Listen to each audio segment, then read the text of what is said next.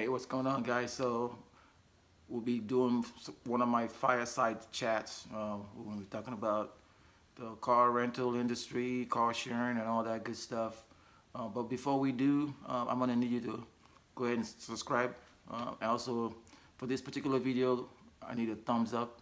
Once you do a thumbs up, what that's gonna happen is allow the algorithm to share this kind of a content to other people and basically help us improve our viewership. Okay, so I'll be back and we're gonna get started. In case you're wondering, my name is Chimawala. I'm founder of Carshierge. I'm also a Bitcoin enthusiast and all things cryptocurrencies.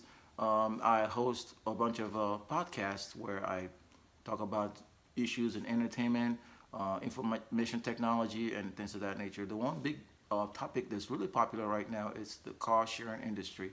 I know a lot of people have been wondering how to either start being a car sharer or as my app would, it's called Carshierge. Oh, by the way, if you haven't already downloaded that app, it's available on the Apple Store. Okay, it's called Carshierge Pro. That's Carshierge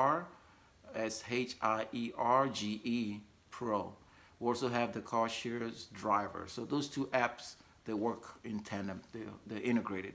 But in any case, going back to what we were talking about, why should you start a rideshare business right now in 2022?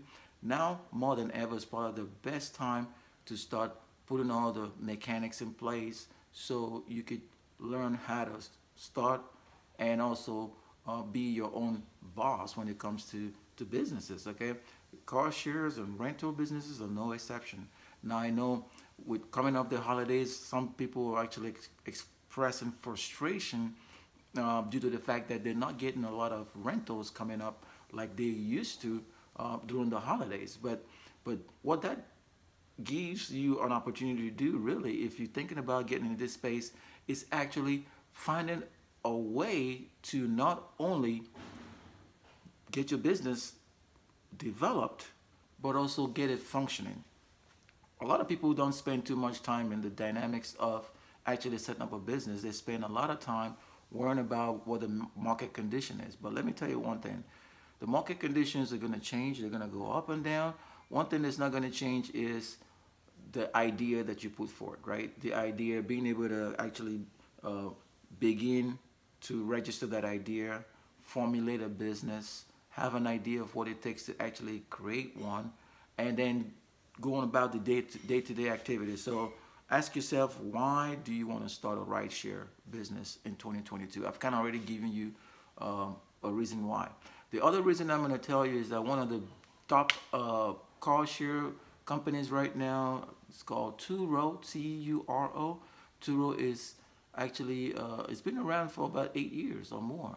And they actually all in now filing for what's called an initial public offering of common stock. They registered to raise money. That's really all that means. But what does that mean for the industry as a whole? What I think is going to end up happening is a lot of people are going to come into this space wanting to follow in Turo's steps, but they haven't already taken the time to develop their business strategy, and that might be a problem for them going forward. There are other competitors in the space, but make no mistake about it, it's a big deal when a company within a space goes public, because it could either uplift or drag down the entire sector. All right, so I'm gonna stop right now because I'm gonna keep these videos nice and short. What I'm gonna do on the next video, I'm gonna talk about how to actually go about registering your business.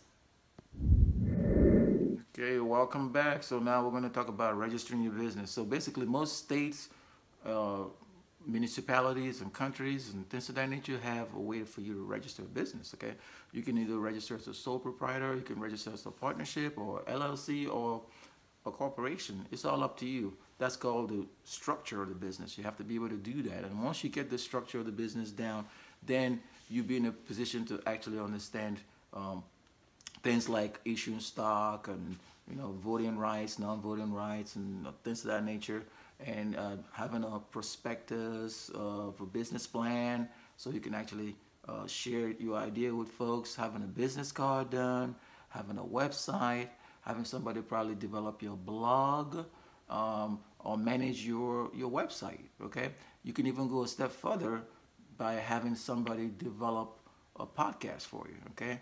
Oh, by the way, if you need any one of those services, I'm going to be leaving a link somewhere in the description. Click the link and somebody will be right with you. Now, going forward with registration. So once you've already registered this idea, it's out there. You have to protect it, okay? One of the best ways to protect your idea is to do what's called a trademark. Basically, you register with the Patent and Trademark Office, and once you have a likeness and you've released the actual product or service to interstate commerce, then you can submit samples of those and have it registered. It would cost anywhere from $150 to about $300 to get a trademark done. Also, you can do what's called a trade name. Once you start using a trade name, that kind of lets everybody know that this is what you want to do, and it kind of helps put you in the marketplace as being one of the first people to utilize that particular trade name for the particular product or service that you're trying to establish, okay?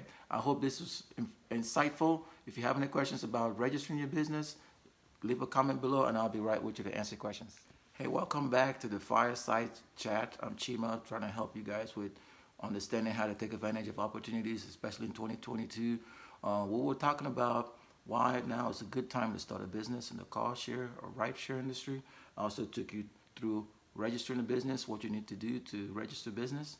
Now I'm going to talk about actual budgeting, okay? So say I gave you $1,000, and within that $1,000, this registration fee of about $150, there's tax and licensing fee for another, say another $150. That's $300 you've already spent, right, out of the $1,000. So now after you do that, say you were going to start a website, and the website probably will range from, $10 a month to about maybe, $50 for the high-end website. So that's another, say you get another $50 out of that, right? So you spend $350, and you have to do some kind of marketing, right? So say you spend $50 on an ad on Google. That's one thing you got to do. Go set up a Google account. Once you spend $100, you'll get a gift certificate on some of that. Or if you spend $50, they'll give you like a $100 credit, and then you can use that for ads. So that's $400. You still have $600, right? The reason I'm going through these steps is basically that's what it entails to doing a budget. If you have a budget for a service or product, it kind of helps you keep things in perspective, okay? Now, pricing your product is going to be dependent on what your budget is, Is it like, are you doing admin cost, and is that factored into the product price, or is it you just doing cost of good or cost of services sold, and then getting the gross margin from there, and try to figure out what your selling and administrative expenses are? These are things you need to be comfortable talking about as a business owner. You can remember, you may start off with as a hobby, but eventually what you want to do is be able to say, hey, this is not just a hobby anymore, it's a business. And when you already have that mindset going forward, it's a lot easier to make the adjustments. A lot of difficulties that I see, and oh, by the way, Truth in Lending, I used to be a consultant. I also do some consulting work, so if you feel or have a need for some consultation, I'm also going to leave a link somewhere. You can get on my calendar, and we can talk about one-on-one coaching and consultation services, okay? But that's kind of what I wanted to talk about when it comes to budgeting, okay? Remember, I talked about I gave you $1,000. Now it appears you spend $400 for certain things. But the other $600, you may save some of them, because there'll be some unexpected bills that are going to show up, and then you need to be able to react to this, right? So like you have what's called a rainy day fund. You also need something like that, a cushion for your business going forward. If you have any questions, hey, don't forget to stop me, comment below, and shoot us an email. We'll respond back. We're pretty good at responding to emails here on the Carshierge YouTube channel. Or if you're watching a segment on YouTube or Facebook, or if you're watching a segment on Instagram, then you just, by all means, if you hear this segment and it appeals to you, give it a thumbs up, follow us, and let us know what your questions are, and we'll be able to answer those questions, okay? So the other one I was going to talk about, I kind of talked about a little bit with budgeting, is marketing. So let me get back, and we're going to talk about marketing, okay? Welcome back. So who has the propensity to be a marketer. Do you understand who has a propensity to be a marketer, or have you been a marketer before? If you've been a marketer, then you understand it's very difficult. But if you do your marketing right, it produces results which you can then translate into sales, okay? So marketing is promotion, place, price, right? So when you, and a product, so you put all that together, I think they call them the 4 P's of marketing. So once you get that right, magic starts happening. Now it takes a while to be able to position a product to the right audience and to basically give them the reason, right, to want to try your product out or service. It takes a lot of work, a lot of backward planning. So you got to kind of say, okay, what is it that I'm offering? What is this offer, and who is the offer going to pertain to, or who is going to be interested in this offer? Is the offer appropriately priced? If it's priced the right way, where is somebody going to see this offer and be able to take advantage of it, right? And that's kind of what marketing is, you know, in a nutshell. There's different ways you can go about doing this, but at the end of the day, that's what marketing is. So be able to take a step back, look at your product or service, and be able to explain exactly what it is in those terms, and have some material that explains exactly what I talked about, right? Have a questions about marketing, again, there'll be a link somewhere in the description for you. Okay, welcome back. So I'm going to be talking about basically record keeping, right? How do you keep records? I'm not talking about accounting now. I'm talking about keeping records. So analytics and things of that nature. If you know how to keep records, then you can do accounting. You can actually keep good records and send that to a bookkeeper, and the bookkeeper will do your accounting. You may even have somebody doing your taxes. So those are part of all record keeping. But I also will tie record keeping into sound business practices, okay? So if you have sound business practices, it should include record keeping. You gotta be able to keep good records when it comes to your business. And when I say keep good records, I'm not talking about only keep records when you're making money. Keep records when you're losing money, because again, record keeping is a sound business practice. And the more sound business practices that you have in your business going out, your business will be set up for success going forward, no matter if you're making money or if you're losing money, okay? The bottom line is having sound business practices to enable you to set your business up for success. If you have any questions about record keeping, or to learn how you could actually optimize record keeping, there should be a link somewhere in the description. Click that link and I'll be right with you. Okay, welcome back. We talked about record keeping. I also want to tie that into what I call data management. I mean, let's face it, you open up an email, you get 80–90% of the email that you get are jargon. That's like rubbish, like trash. And I bet you're tired of actually filtering emails and deleting emails. I know I'm tired of filtering and deleting emails, but what are you going to do with all that email that you don't need, right? Data, there's so much data out there. Data's being collected about customers, being collected about you. You have your email, you have your phone. There's all these data packages out there. People are looking for data. People are promising to sell you all kinds of data. But what does that mean? You need clean data, right? So this ties back to you building your business, but you want to be able to, market your business? That's where data management comes in place. Being able to have a way for your customers to engage with you if they have questions, being able to respond back to them, even if it's through chat or basically collecting information that they give you permission to collect, like their name and email, maybe phone numbers, so you can follow up again with them. That's part of data management. And then putting that in some kind of a data management tool, sometimes they call that customer relationship management tools.